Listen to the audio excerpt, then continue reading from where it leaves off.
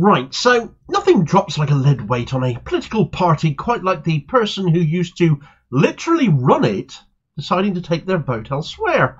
But that is exactly what has just happened with Keir Starmer's Labour Party. As the former General Secretary of the party, Jennie Formby, has publicly announced that she's going to vote for the Green Party instead. The comment coming in response to a Guardian article comment she'd made that someone else had picked up on should, for those people still wavering over whether we need to vote Labour to get the Tories out, particularly those of us on the left, send a message that actually that really isn't true. Not only is Labour set to form the next government anyway, but the Tories are going down hard.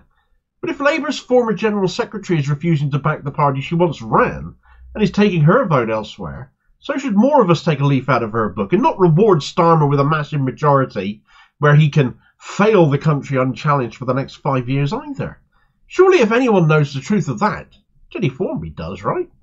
Right, so here's a turn up for the books, isn't it? Though perhaps not, with the number of people walking away from Starmer's Labour in disgust at not only how he has run the party for the last 4 years, but the pathetic offer he's presented to it by way of a general election manifesto. 132 pages containing nothing that he hadn't already announced, replete with as many images of Keith himself as they could ram in. But for somebody as high profile in the party as a former General Secretary like Jennie Formby, the person in charge of the day-to-day running of the party, publicly saying she was taking her vote elsewhere and was back in the Green Party instead, that's still got to be one heck of a burn for Starmer and co. Not that any of them would ever admit it. All of this has come off the back of a tweet that Formby had made in response to a recent Guardian article by Aditya Chakraborty, one of the very few Guardian journos I actually rate, entitled "Drill into the Policy, Ignore the Puffery. This is a Starmer manifesto more than a Labour one." And he didn't hold back in his frank condemnation of Labour's offer, where the word business is mentioned 60 times and the word inequality only once, in all 132 pages. All in all, surmising that Starmer is basically the former Tory Prime Minister Ted Heath reincarnate, rather than any other Labour leader or Prime Minister going that we've ever had historically, and that the impression given implies that his changed Labour is therefore, as so many of us have spoken out on, just another Tory party. It isn't Labour at all, and with rumours swirling that at Labour conference later this year Starmer plans to remove the ability to choose the party leader from the party membership and make it the choice of Labour MPs only, after all of his factional rigging of parliamentary selections going into this set of elections already, Labour will be functionally dead, with only Starmeroids ever able to become leader, because only Starmeroids will pick who the leader's going to be. When and if Starmer finally goes, that is. But there's also a degree of vanity involved here, with Starmer literally being on the front cover of the manifesto itself, and with more than 30 photographs of him inside it, padding it out, presumably, for the lack of anything substantive.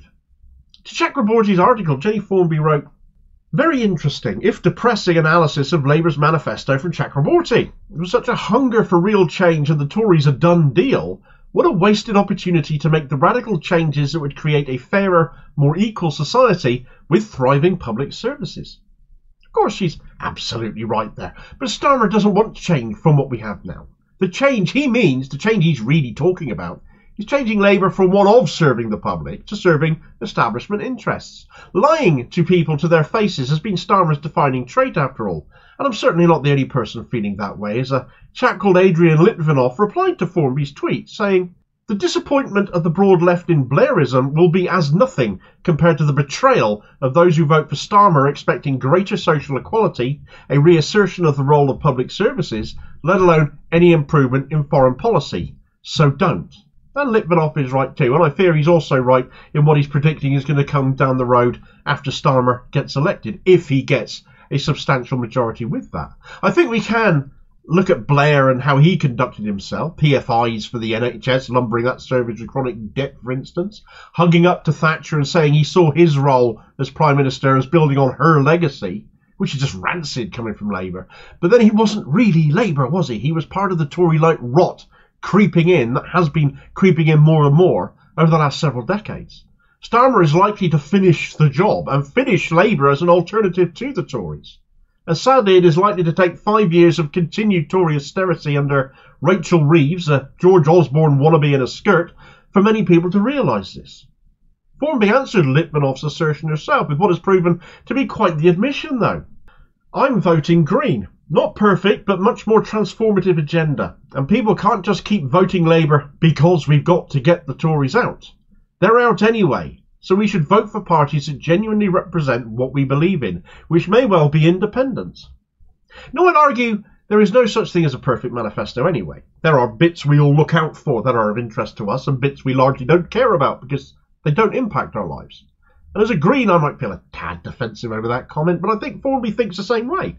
For example, she had also retweeted a tweet by Caroline Lucas's hopeful successor as Green MP for Brighton Pavilion, Shan Berry, where the BBC Verify service had found plans for a wealth tax on the super rich to pay to fix our public services was economically credible, the Green Party's offer, which should beg the question of why Labour won't do that, when it should be the sort of policy they are championing. Anti-austerity, anti-Tory policy. But it's not, because they are Tories now.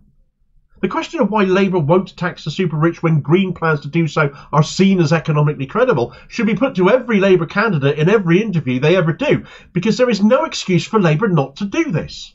Whose side are they really on, if they're not going to do it, in which case? Answer, not ours. And not the side of the services we all need, but on the side of the rich, who might just become donors to their party. Every time, therefore, Starmer says country before party, he's lying to us, because actions speak louder than words. And speaking of actions, there's a reason why people should take proper notice of what Formby has said here, and I'm not saying that just because I'm a rotten lefty. Corbyn supporting former Labour member. Formby, of course, being Corbyn's General Secretary, and I'm not saying that is the reason she should be taken heed of either. She's far more than just having been Corbyn's Gensec. She's far more than somebody who should just be, tailed to Corbyn's legacy, shall we say. She's got one of her own. Formby was the General Secretary who set about commissioning the now infamous Labour leaks report into bullying and harassment within the Labour Party. So called because it got leaked after Starmer's blocked its publication. Supporters of his faction implicated in the abuse it contained. Its leak forced him to later commission the Ford report, which itself was delayed from being released because it agreed with the findings of that earlier report. Abuses her predecessor in the Gensec role, Ian McNicol, had sat on, he who then got rewarded by Starmer for services rendered with a seat in the House of Lords.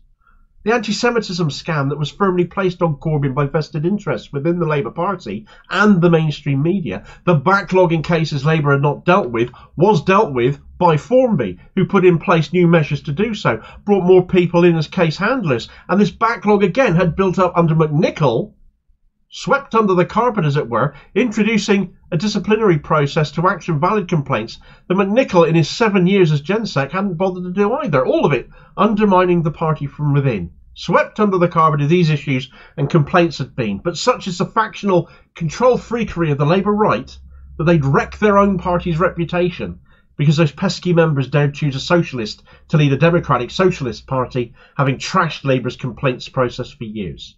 Now it seems they're ensuring the members never get that much say in how the party is run ever again.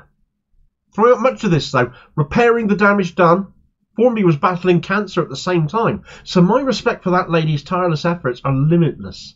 And this is somebody, it should be noticed, who didn't come from politics, but came from the trade union movement. She stood up for ordinary people, the likes of you and I, all of her life, in the workplace, and then beyond it, and didn't stop doing that when she took up Corbyn's offer as a Gensec role either. She's still doing it now.